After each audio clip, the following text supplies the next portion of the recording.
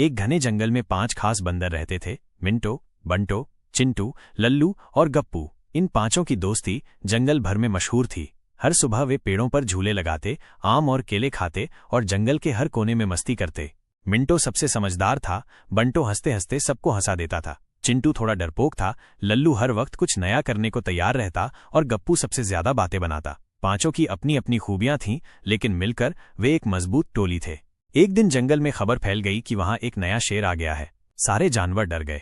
पांचों बंदर भी घबरा गए, लेकिन मिंटो ने कहा, डरने से कुछ नहीं होगा, हमें मिलकर कुछ करना होगा।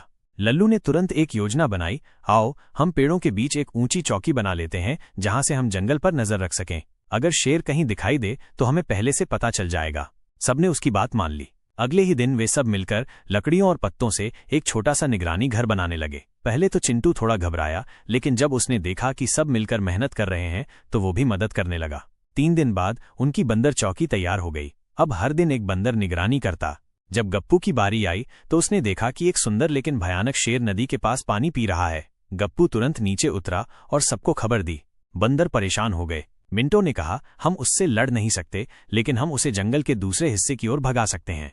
बंटो हंसकर बोला, क्या हम शेर को हंसाकर भगा सकते हैं? सब हंस पड़े, लेकिन मिंटो ने एक और योजना बनाई।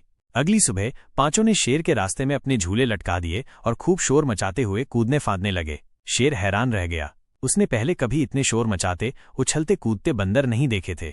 उसने गुस्से से एक जोरदार दहाड़ लगाई, लेकिन जब बंदर रुके ही नहीं तो वो परेशान होकर जंगल के दूसरे हिस्से में चला गया। पूरे जंगल में खुशी की लहर दौड़ गई। जानवरों ने चैन की सांस ली। पांचों बंदर की दोस्ती, साहस और बुद्धि ने जंगल को सुरक्षित कर दिया।